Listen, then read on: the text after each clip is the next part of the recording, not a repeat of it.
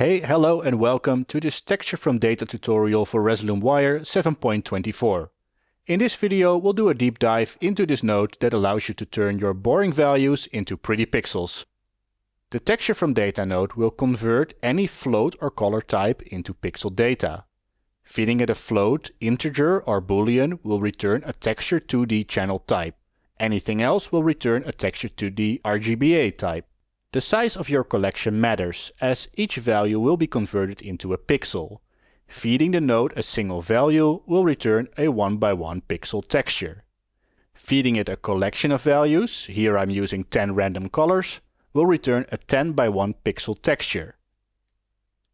We can scale up the texture in the node panel by adjusting the resolution mode attribute. Changing this from input size to relative will scale the texture to the patch size. The result of my action is a smooth gradient of colors. This is because the sampling mode defaults to linear.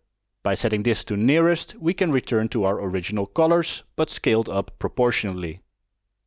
By default, the texture from data node will run left to right. Here I send a collection of 10 colors into the node.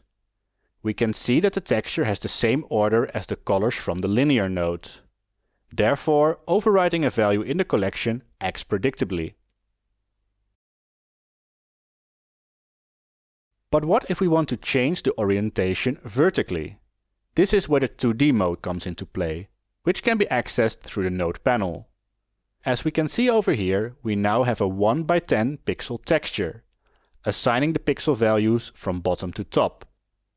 Changing the resolution and sampling modes will still work as expected.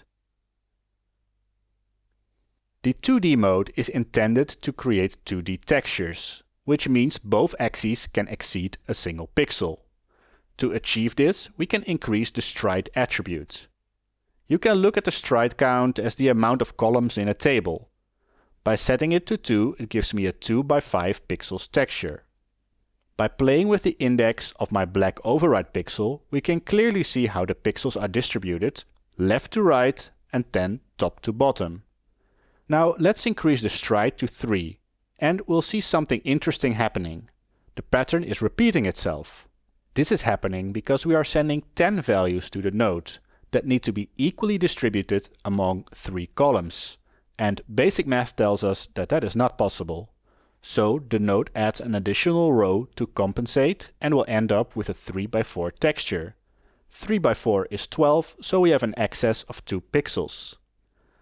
By default, the node will wrap, as can be seen on the node. When we change this to clamp, we will only use the collection once. The default value will be used for any excess pixels.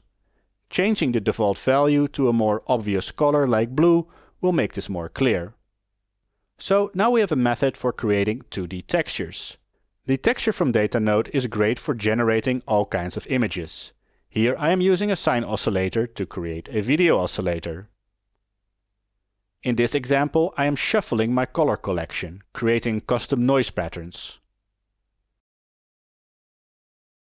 Here I am shifting the collection to create a moving gradient.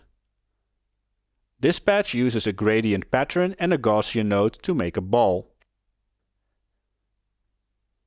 And in this final example, the random node is used to make a 5x5 grid of either white or black pixels, which get used to mask the incoming texture.